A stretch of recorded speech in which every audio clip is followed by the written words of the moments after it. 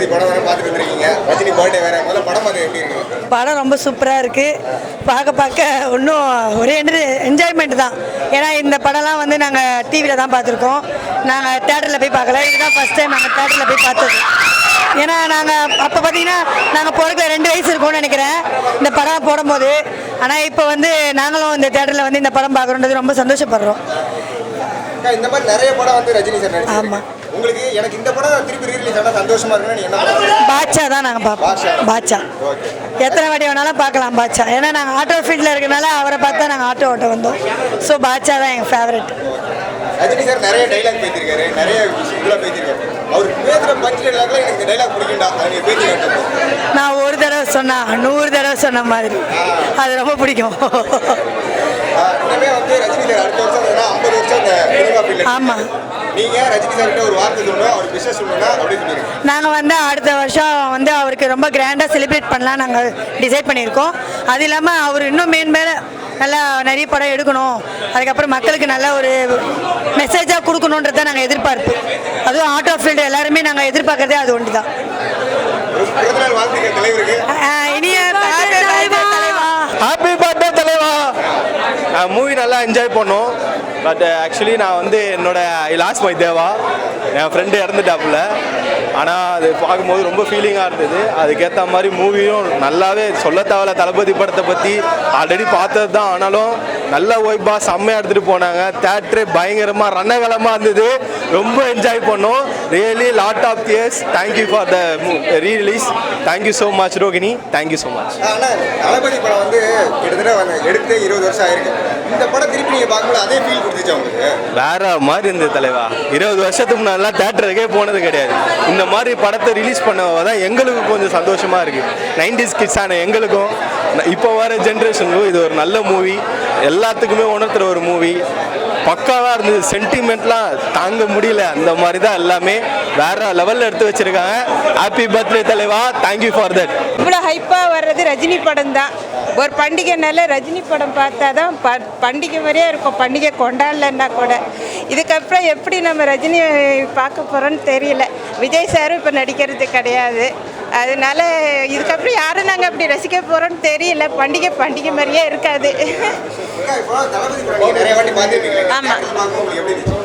அதாவது அந்த படம் பார்க்கும்போது நம்மளுடைய இதே ரொம்ப எமோஷன்ஸ் பயங்கரமாக இருக்கும். ஒரு படம்னா இப்படி தான்ன்ற மாதிரி ரஜினி சார் படமாகட்டும், அவர் படமாகட்டும்.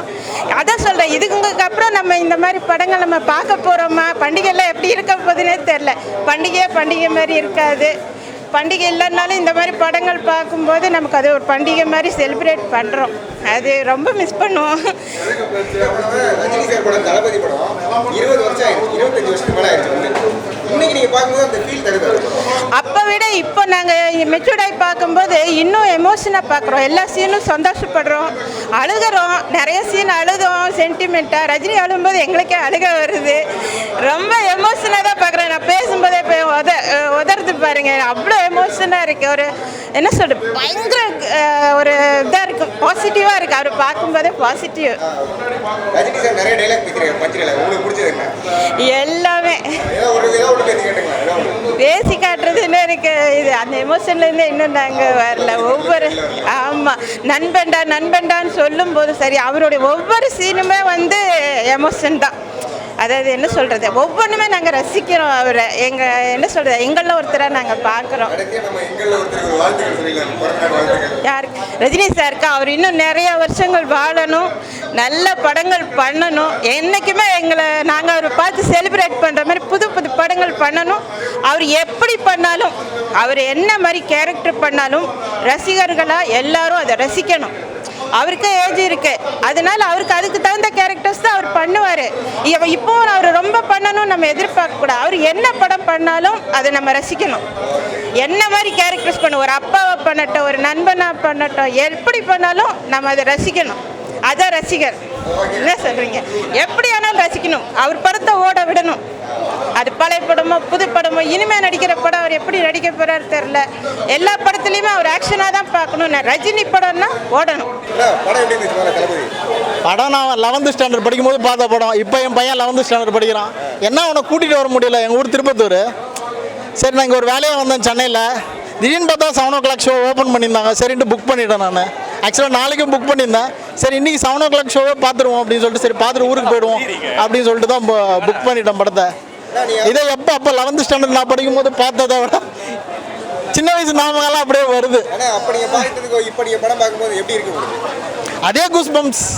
ரஜினியை பார்க்கும்போது அந்த இன்ட்ரோடக்ஷன் சீனாக இருக்கட்டும், அவர் திரும்பி ஒரு போஸ் கொடுப்பாரு இந்த படத்தில். அந்த சூரியன் காட்டுவாங்க இப்படி வந்து திரும்பி, அது அப்போ பார்க்கும்போதே வந்து நமக்கு கூஸ் பம்ப்ஸாக இருக்கும் அந்த காலத்துலேயே. அப்போ நான் 11th ஸ்டாண்டர்ட் படிச்சிருந்தும் போதே வந்து எனக்கு கூஸ் பம்ப். இப்போ பார்க்குறது சொல்ல வேணாம், அதான் RGB லேசரில் இந்த காலத்து டிஜிட்டலில் நம்ம பார்க்கும்போது கண்டிப்பாக வந்து எல்லாரும் பார்க்கணும் படம். இந்த படத்தை வந்து புது படத்துக்கு போகிறது போல இந்த படம் பொங்கலுக்கு ரிலீஸ் பண்ணி இந்த படத்தை ஓட்டலாம். அந்தளவுக்கு ஒரு தமிழ்நாடு முழுசாக ரிலீஸ் பண்ணலாம். 800 ஸ்க்ரீனில் ரிலீஸ் பண்ணாவே படம் வந்து பயங்கரமாக பிச்சுன்னு போவோம். ஏன்னா இந்த மாதிரி ஒரு தரமான படத்தை இப்போ இருக்கிற படம் டைரக்ஷன் பண்ணுறாங்களே வெளியே, சும்மா மாதம் எடுப்பாங்க, ஃபைட் எடுப்பாங்க, பாட்டு எடுப்பாங்க. இந்த படம் ஃபஸ்ட்லேருந்து லாஸ்ட் வரையும் படம் நல்லாயிருக்கும். அதான் இளையராஜா BGM பார்த்தீங்கன்னு வச்சுங்க, அல்டிமேட்டாக இருக்கும். சில பேர் சொல்லுவாங்க இளையராஜா பாட்டு போட்டால் அதே மாதிரி இருக்குது எல்லோரும் கம்ப்ளைண்ட் பண்ணுவாங்க. இந்த படத்தோட மியூசிக் இளையராஜா எப்படி போட்டிருக்காருன்னு வந்து பார்க்க சொல்லுங்கள், பார்த்தா தெரியும் இளையராஜா எப்படி மியூசிக் போட்டிருக்காருன்னு சொல்லிட்டு. ரஜினியோட ஆக்டிங்கை பார்க்கணும். அதான் அந்த ஸ்லோ மோஷனில் டான்ஸ் எல்லாம் எடுத்திருப்பாங்க. அதெல்லாம் இப்போ பார்க்கும்போது அப்படியே கூஸ் பம்ப்ஸாக இருக்குது. அப்போவே வந்து பார்க்கும்போது நமக்கு வந்து இது எப்படா எடுத்திருப்பாங்க அப்படின்றது நமக்கு அந்த வயசில் தோணாதில்லை. இப்போ வந்து இந்த காலத்துலேயும் அந்த படம் வந்து ரசிக்கிற மாதிரி இருக்குதுன்னா அப்போ எப்படி இருந்திருக்கும்? ஃபஸ்ட்டு அப்போ வந்து டிஃப்ரெண்ட் ஷேடில் டைலாக் டெலிவரி வந்து மணிரத்னம் படம்னா உங்களுக்கு சொல்ல வேணாவா? மணிரத்னம் எப்படி எடுப்பார் அவர் டேரக்டர். இப்போவே மணிரத்னம் படம் வந்து கூஸ் பம்ப்ஸ் இருக்கும். அப்போ எப்படி எடுத்திருக்காரு அப்போ படத்தை? அதே கிளைமேக்ஸ் நம்ம தலைவர் வந்து பார்த்தீங்கன்னா நிறைய டைலாக் பேசியிருக்காரு. நிறைய எனக்கு நண்பன்னா என்ன, சூர்யானா என்ன, அந்த டைலாக் வந்து அல்டிமேட். என் பசங்கிட்டையும் சொல்லுவேன் நான், நீ இந்த படத்தை வந்து பார்த்துட்டேன்னா நீ ரஜினி ஃபேனாக மாறிடுவேன், ஓகேவா? யாராக இருந்தாலும் எல்லாத்தையும் தூக்கி போட்டுருவேன், ரஜினி ஃபேனாக தான் நீ இருப்ப. ஏன்னா அந்த மாதிரி ஒரு படம் இது. தளபதி படம் நீங்கள் பார்த்துருக்கீங்க, எப்படி இருக்கு? ரொம்ப நல்லா இருந்தது ப்ரோ. ஏன்னா வந்து இது வந்து நான் இன்ஸ்டாகிராம் அந்த மாதிரி ட்விட்டர் ஃபேஸ்புக்கில் அந்த மாதிரி பார்த்துட்டு தான் படம் பார்த்தது, யூடியூப்பில் பார்த்தது, டிவியில் பார்த்தது. அதுக்கப்புறம் தேட்டரில் பார்க்கணுன்னு ஒரு ஆசை இருந்துச்சு சின்ன வயசில் மீன்ஸ் அந்த இன்ஸ்டாகிராமில் பார்க்கும்போது ஒரு ஆசை இருந்துச்சு, தேட்டரில் பார்க்க முடியுமா அப்படின்ட்டு. ஏன்னா பாஷா, முத்து நிறைய படம் ரீரிலீஸ் பண்ணாங்க, இது பண்ணுவாங்களாம் ரொம்ப நினச்சேன். பட் பண்ணும்போது ரொம்ப ஹாப்பியாக இருந்தது. இப்போ பண்ணி பார்க்கும்போது ரொம்ப எக்ஸைட்மெண்ட்டாக, ரொம்ப ஃப்ரெஷ்ஷாக இருந்தது ப்ரோ. படம் பார்க்கும்போது ஒரு புது படம் பார்த்த ஃபீல் அப்படியே இருந்தது ப்ரோ. படம் பார்க்கும்போது ரொம்ப சூப்பராக இருந்தது.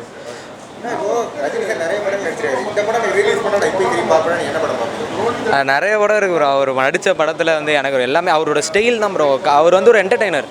ஸோ அதனால் வந்து அவருக்கு கதை அதெல்லாம் பார்க்காம அவரோட ஸ்டைல், அவரோட அதான் எல்லாமே அது வந்துடும் ப்ரோ. அவரோட ஆக்டிங், அவரோட ஃபாஸ்ட் அந்த ஸ்டைல்லே நம்ம வந்து எந்த படமாக இருந்தாலும் பார்க்கணுன்னு தோணும் ப்ரோ. எனக்கு வந்து ரொம்ப ஆசைனா பழைய படம் அந்த தில்லுமுள்ளு படம் பார்க்கணுன்னு எனக்கு ஆசை ப்ரோ. அது ரொம்ப காமெடியாகவும் ரொம்ப ஆக்டிங் வைஸாகவும் செம்மையாக இருக்கும் ப்ரோ அந்த படம். அது இந்த ஜென்ரேஷனுக்கு அந்த படம்லாம் தெரியாது நிறைய பேருக்கு. அந்த படம் ரீரிலீஸ் பண்ணால் சூப்பராக இருக்கும்னு நினைக்கிறேன் ப்ரோ.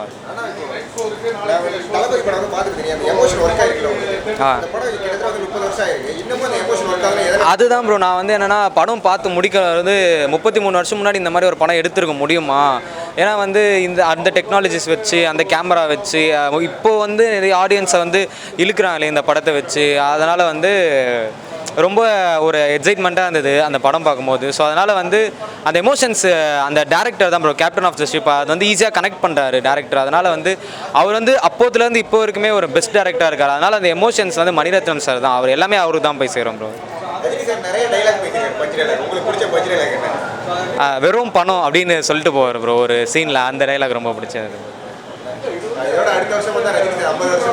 ஆமாம். ஹாப்பி பர்த்டே தலைவர். தேங்க்ஸ்.